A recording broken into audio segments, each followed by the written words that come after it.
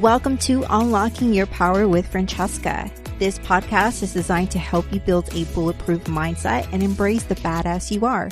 I will be the external voice to remind you during those tough days and give you that kick in the butt that you need. Let's get it going.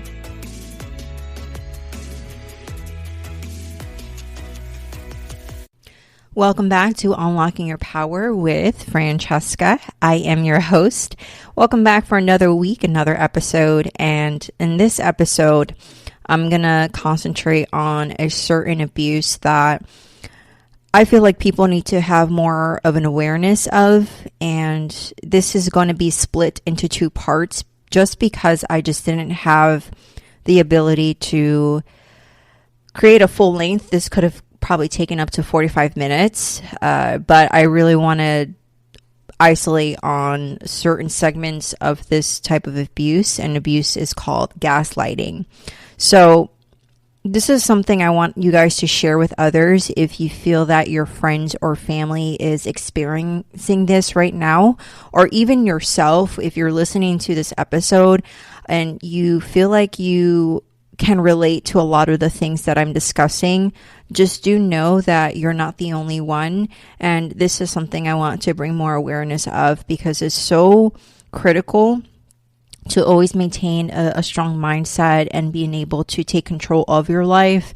And if you feel like you're being gaslighted, just know that you're not going crazy, okay? Because this is a very toxic cycle that you're involved, and it can come down to different types of relationships that we encountered with different people.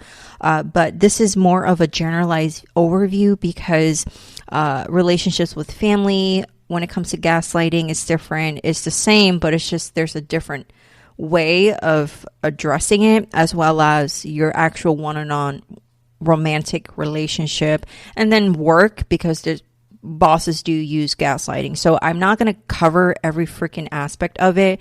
What I am going to do is have a generalized overview of basically understanding the definition of gaslighting, why certain people are this way and why are they gaslighting, how do you feel when you are around them, and also looking for at least 4 warning signs that gaslighters use.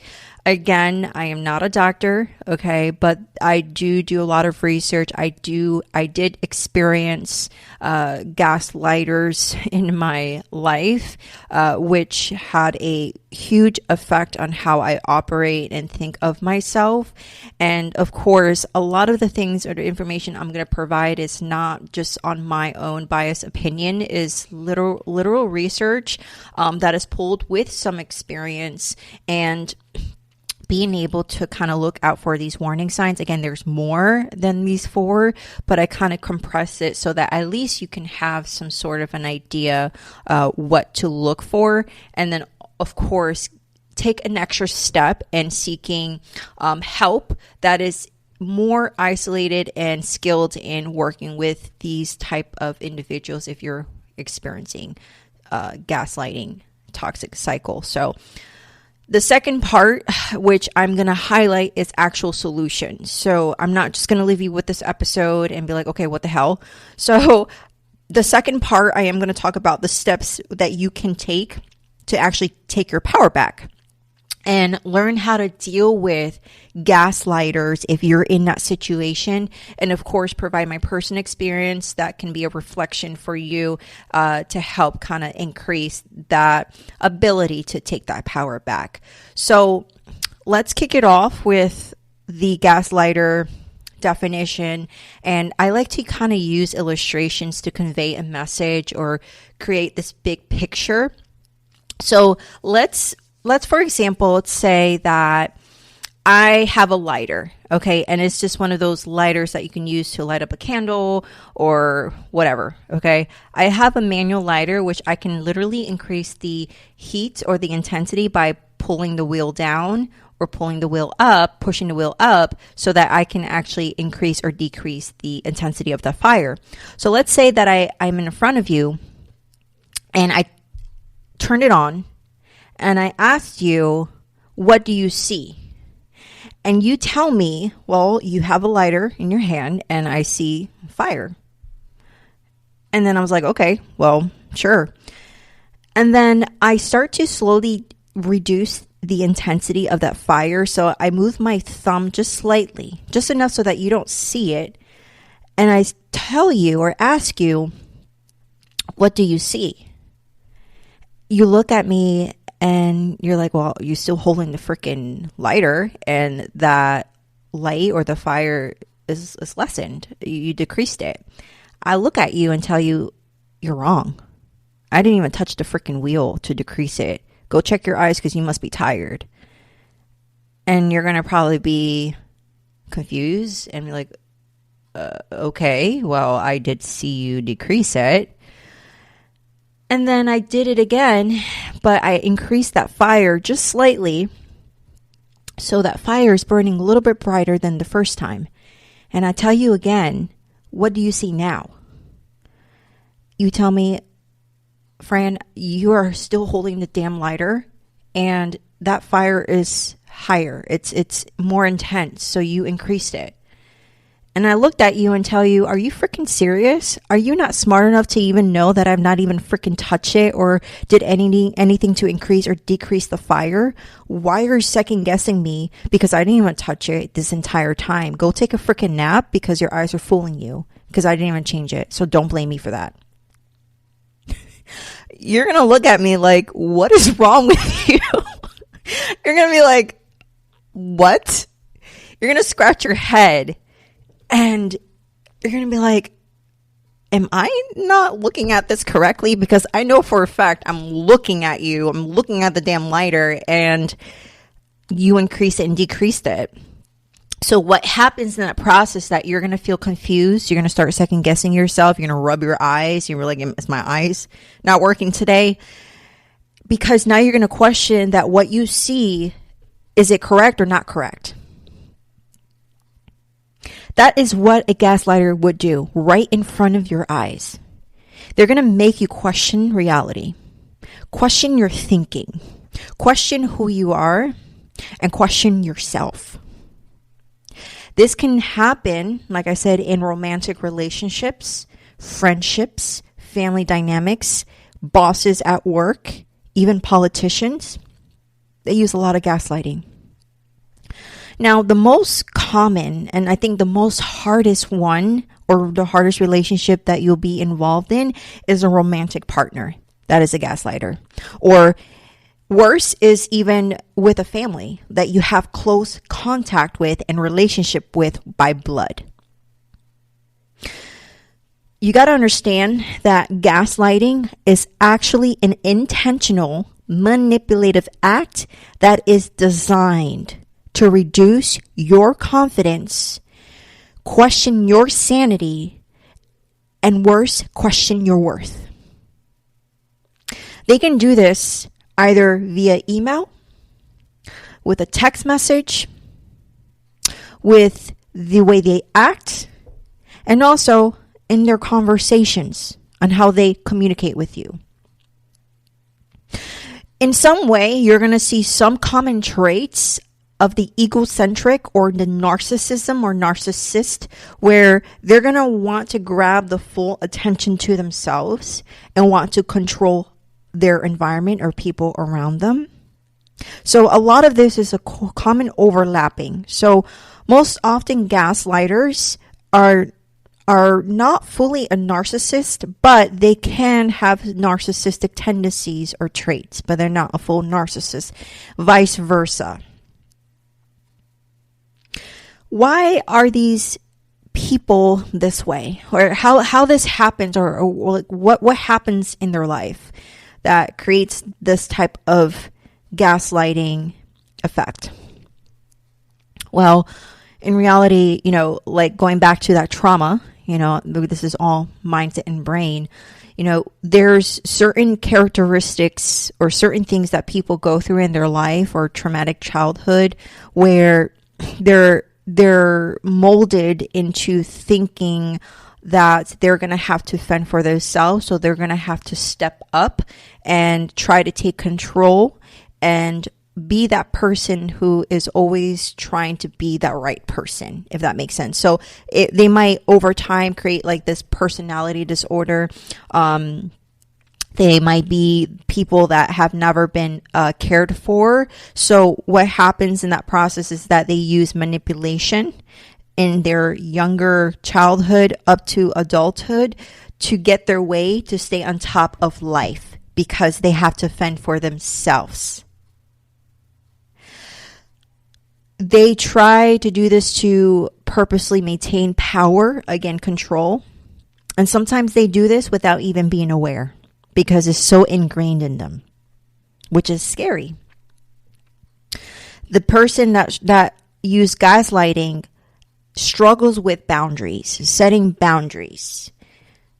They might have low self-worth. It's going back to the unhealed trauma, which redirects or deflects these feelings that they have over to you. They don't want to look at themselves in the mirror.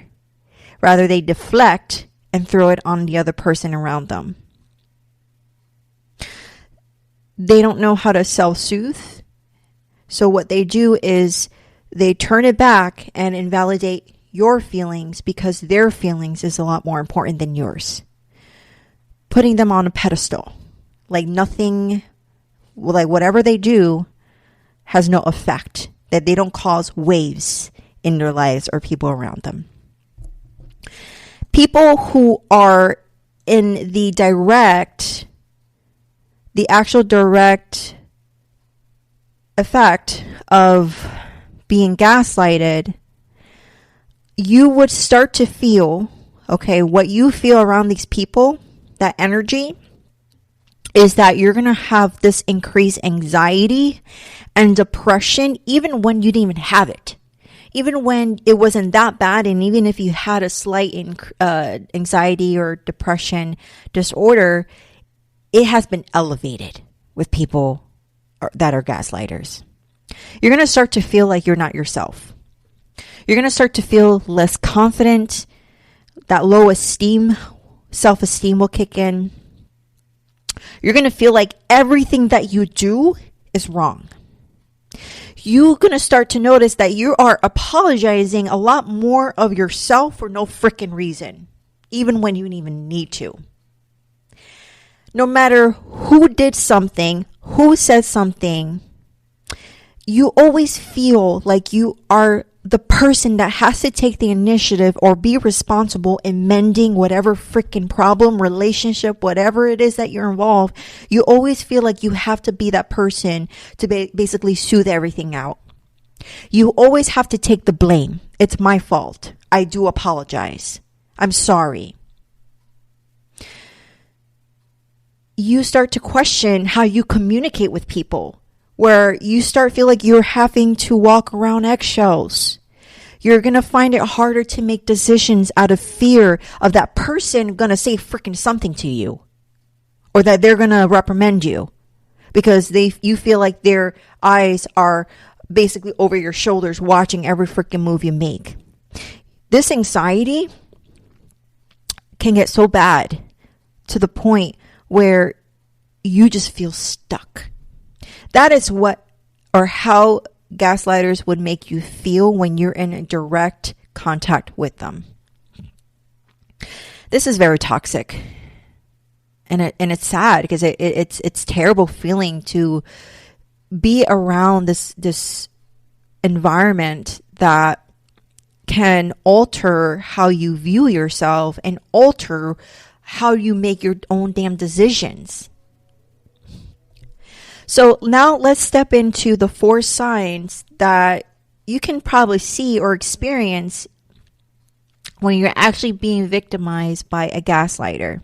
Okay, again, like I said earlier, there's more signs to it, but I just want to kind of isolate or hone in on 4 signs that we can check and see. Before we get into the 4 signs, let's kind of have an overview of their tactic, like what blueprint they create. So first of all, what usually a gaslighter would do is create a strong bond and a strong trust in the very beginning. Either romantic or family or whoever. They start to use flattery, compliments, highlighting whatever you did great to build that trust in a relationship and make you feel like they created an undeniable bond that you can never find anywhere else. Like, oh, this person gets me. I never felt like someone can relate to me. Once they establish this feeling or this bond in this circle, that's when manipulation begins. Subtly, just small little breadcrumbs. And over time, it starts to amplify. How does this look like? One of the 4 prominent signs is start with number 1. They cannot take responsibility for themselves. They can't take responsibility. For example, let's say you're with your family, okay, and you started to bring up something that has affected you in the past. That with what they say, what they did, probably like a few days before, there was something that kind of hurt you. So you spoke up, okay? You clearly communicated your feelings to them and expressed that, hey, this actually hurt me. And you approached them in a very calm way, in a very adult way, in trying to find a solution. Once you told them what you felt and what happened, they're not going to apologize. They're not going to take responsibility of their actions and what they said. What they're going to do is flip it on you. How this looks like is what they're going to say. For example, I apologize you feel that way, which is not a freaking apology, but they will be like, that's not what happened. You got it confused. You got it twisted. That's all wrong. I would not hurt you in that way. I have your best interests at heart and I would do anything to not hurt you. Or they can even say, I needed to defend myself and I snapped back at you because you started it as you were rude. So if you came at me this way, I'm going to come back at you that way. I had to defend myself. I had to snap back because you're the one that started it and you're rude. That's what they will say if there was some sort of conflict and it kind of sparked some sort of reaction in them and that was not your intent. All said and done, at the end of the day, what they're going to do is turn things around. They're not going to take ownership. They can't see the things that it's not their fault. They can't see that things are their fault. Like there's nothing, like their shoes don't stink. So the weirdest thing about this is that it's so subtle, like it's so small, but you start scratching your head and you're walking away questioning and thinking to yourself, shit, am I wrong? Did I overthink the situation? Was I the one that actually overacted? Was I the one that actually said something or did something that triggered them? I must have triggered them. Oh my God, I didn't mean to do that. I apologize. But why are you fucking apologizing when you didn't even do anything wrong? Especially if there were some sort of witness, like if there was multiple people around you of the situation, and even before you came to the gaslighter and communicated what was wrong with you, you first spoke to the actual witness. It can be your sister, your brother, whoever, to gain some insights. Like, did this actually happen or was it in my head? And they can confirm that no, that this actually did happen. You are correct. And then you talk to the gaslighter and they flip it on you like it's not, that you're wrong. You see how it happens? You start to feel like you're making things up in your head and you start to kind of be part of this process where you're just like, well, you know what? That's right. I mean, I'm sure that I've hurt them. They're going to hurt me. So at the end of the day, what you start doing is apologizing for yourself for something that you don't do or haven't done. Everything is going to be flipping on you. This is going to go to your second sign. which is twisting reality, which is what they're really good at. Just like that fire example that I mentioned in the beginning, right in front of your eyes, what they're going to do is intentionally manipulate to control you. And they're going to deny that they didn't do anything wrong. It's always going to be your fault. You get it? It's always going to be your fault. They're going to create the distance between what has actually happened to you with what they want to make you look like it happened. And it's always going to be your fault. I'm going to keep repeating this because it is going to be your fault all the time, unfortunately. But the reason why is because you kind of brush it off because you trust them.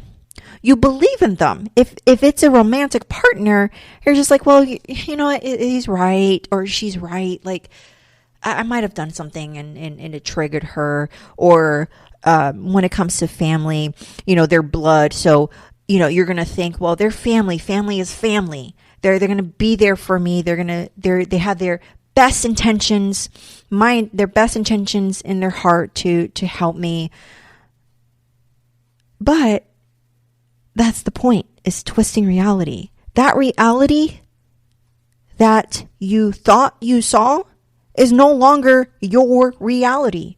It is their vision, their reality. They're going to flip it on you. They're going to try to engulf you to be in their reality. They want the world to revolve in them.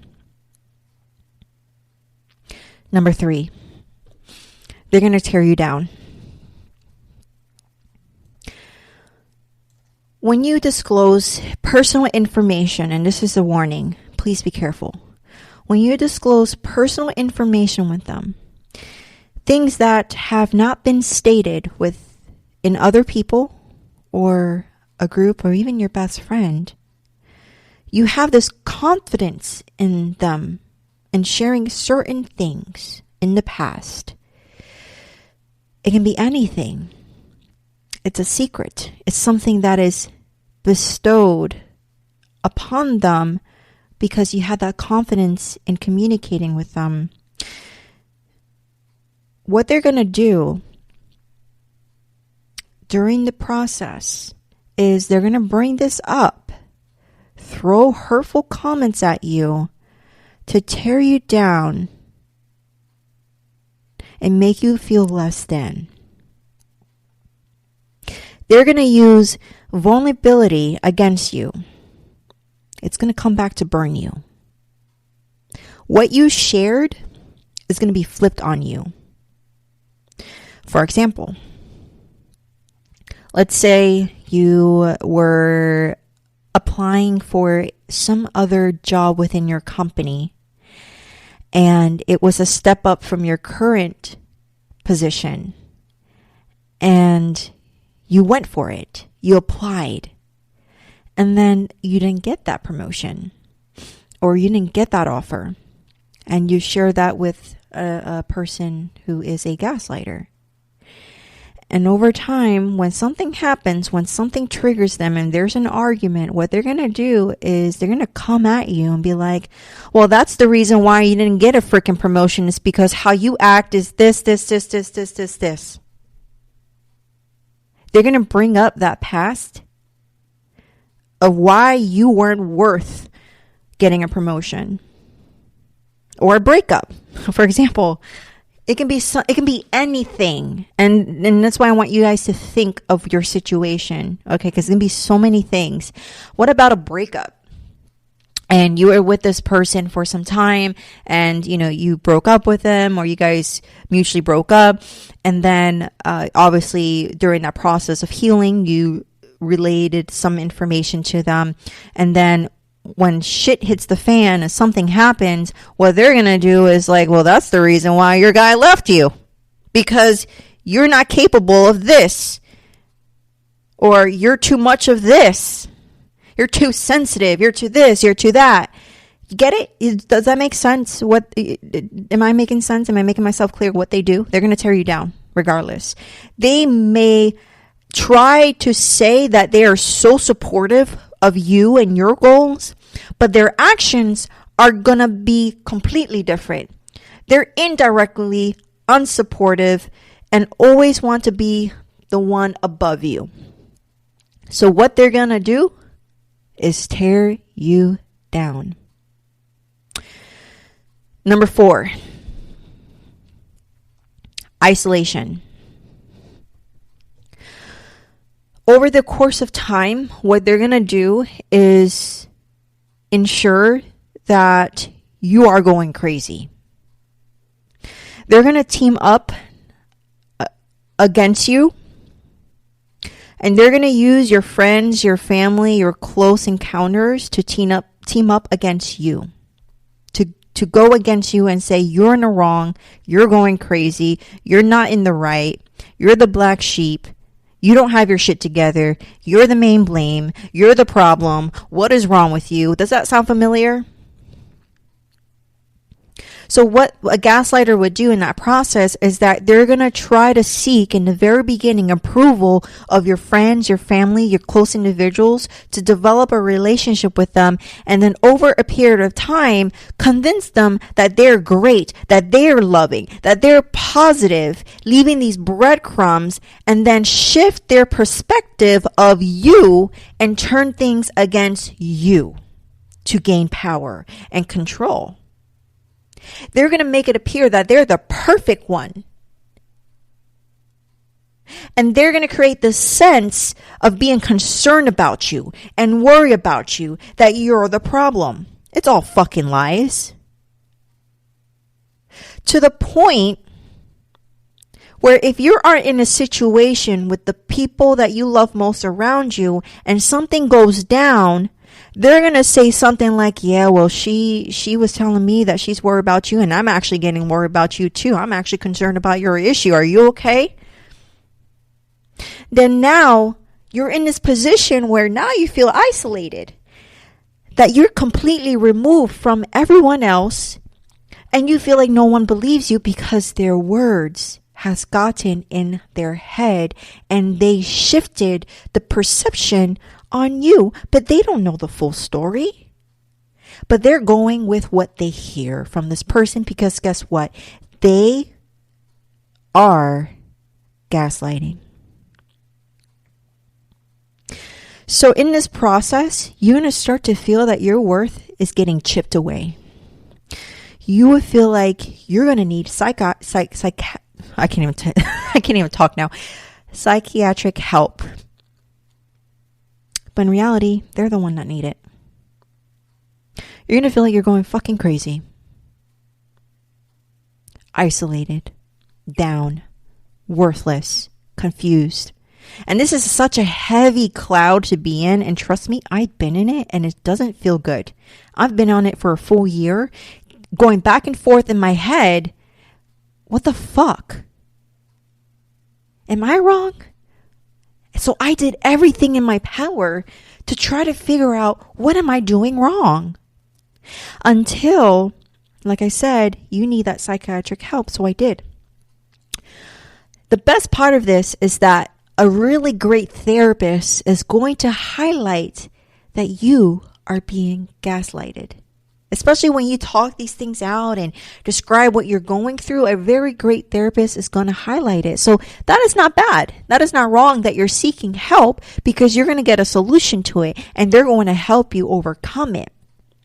That is what I needed to do to kind of step back away from all of these 4 signs that I've seen and experienced has helped me to understand that I'm not the one that is the problem. There's something more. It's the person that is gaslighting you. So guys, I really hope that this has kind of created a idea of what are some of the things that you're going to feel, sense, or see when you're being traumatized by a gaslighter. And trust me, this can be expanded in multitudes. And that's the reason why I'm breaking this up into 2 parts. Because in the next section, in the next episode, you're going to learn how to deal with a gaslighter, what can be done, what steps you can take on taking your power back. And of course, going to highlight an experience that I've been through that is going to hopefully kind of create more of a picture of that you're not alone. And hopefully my experience can guide you into taking actions to take your power back. I hope you guys really enjoy this episode of the description behind gaslighting. Again, like I said in the beginning, please share this message to whoever you feel like is experiencing this, especially if they're talking about it, especially if they're confiding in you. This is not great. This is not a great predicament to be in because it really tears you down. So before I wrap this up, please go ahead and follow me on my website on www.francescaroldan.com. That is where you can actually submit any questions, or you can even email me at unlockingyourpower@gmail.com. You can also find me on IG and TikTok with the name Cheka_rebuilt. And again, guys, thank you for listening. If you guys like this episode, please subscribe and also press that button so that you can actually be prepared for new episodes each week on Tuesday. Don't forget to leave a review and rate the show. I love you guys, and I hope this has helped. See you again next week. And remember, you are a freaking badass. Chin up, heads up, love. See ya. Thank you for tuning in to the Unlocking Your Power with Francesca podcast. Please make sure you are subscribed so that you never miss an episode. And if you feel this message was great, please go ahead and share it with your friends and family so they can get a dose of inspiration. Don't forget to leave a review and rate the show. Love ya. Bye.